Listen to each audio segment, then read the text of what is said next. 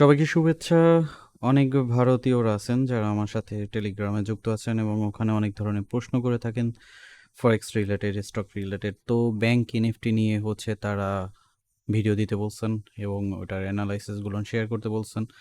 তো আমরা যদি ব্যাংক নিফটিটা দেখি, সেই ক্ষেত্রে যে জিনিসটা হয়ে থাকে বর্তমানে যে মার্কেটে ওদের টেকনিক্যালভাবে যদি ব্যাংক নিফটির দিকে আগায়, তাহলে মার্কেট কিন্তু একটা ডাউন ট্রেন্ডের মধ্যে আছে। এখানে যদি খেয়াল করি তাহলে এখানে একটা সাইডওয়ে অবস্থানে ছিল এবং এই অবস্থান থেকেও একটা সাইডওয়ে অবস্থানে ছিল এবং এখানে মার্কেট স্থির হতে পারে নাই, যার পরিপ্রেক্ষিতে আবার ডাউন হয়ে গিয়েছিল।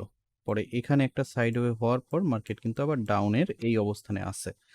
তো এই অবস্থান থেকে এখানে কিন্তু মানে আমাদের চার্ট অনুযায়ী একটা ভালো সাপোর্ট জোন, এবং যদি খেয়াল করি তাহলে দেখবেন এটা কিন্তু আমাদের ট্রেন্ডটা ডাউন ট্রেন্ড, নট বাই ট্রেন্ডে আছে, এটা সেলের দিকে ধাবিত আছে। সেই হিসাবে এই যে লেভেলটা আছে, এই লেভেলটা কিন্তু একটা ভালো লেভেল, যেটা হচ্ছে 40145.00। এই লেভেলটা যদি মার্কেট ভাঙে, মানে এই জায়গাটা ভাঙে এবং এই জায়গাটা ক্রস করে, এখানে 2-3টা ক্যান্ডেল ক্রিয়েট করলো এবং এটা যদি ক্রস করে, দেন মার্কেট ফল করবে এই পর্যন্ত এবং এখানে এসে আবার অবস্থান করতে পারে। আর যদি এই জায়গাটা না ভাঙে, ট্রেন লাইনে যে অবস্থানে আছে এই অবস্থান থেকে মার্কেট চলতে থাকে, এখান থেকে দেখা যাইতে পারে আবার মার্কেটটা আপের দিকে যাইতে পারে। সেই হিসাবে আমাদের প্রাইস লেভেলের এই লেভেলটা বা এই লেভেলটা আসতে পারে 40800, এই লেভেলে আবার আসতে পারে। যদি মার্কেট এখান থেকে ভালো একটা মুভ দেয়, মুভ দেওয়ার পর এখানে বাধাগ্রস্ত হইতে পারে এবং এই যে লেভেলটা আছে এটাকে ক্রস না করা পর্যন্ত মার্কেট কিন্তু আপের দিকে যাবে না। তো বর্তমানে মানে আমরা যদি খোলা দৃষ্টিতে দেখি তাহলে ব্যাংক নিফটির যে ব্যাপারটা আছে সেই ব্যাপারটা হচ্ছে মার্কেট নাও ডাউন ট্রেন্ড।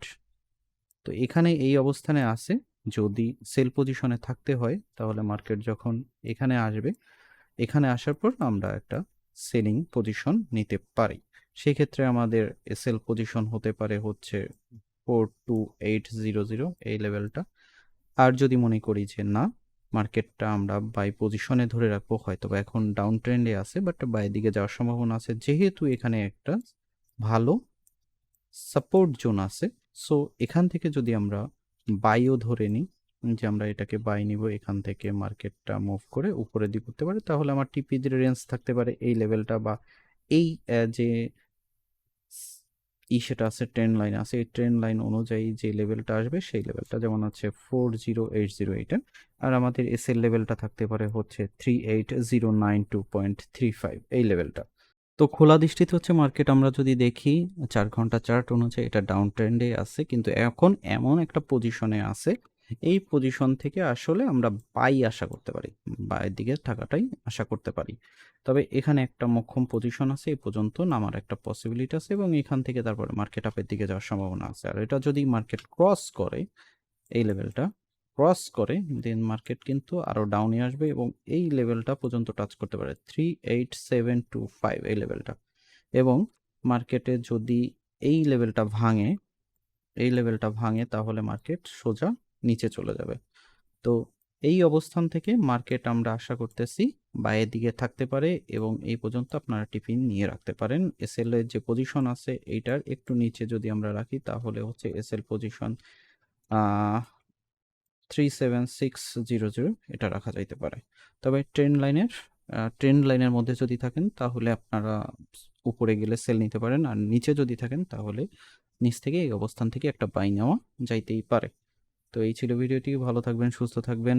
যদি চ্যানেলে নতুন হয়ে থাকেন তাহলে সাবস্ক্রাইব করতে ভুলবেন না, পেজে হয়ে থাকলে অবশ্যই ফলো দিয়ে রাখবেন।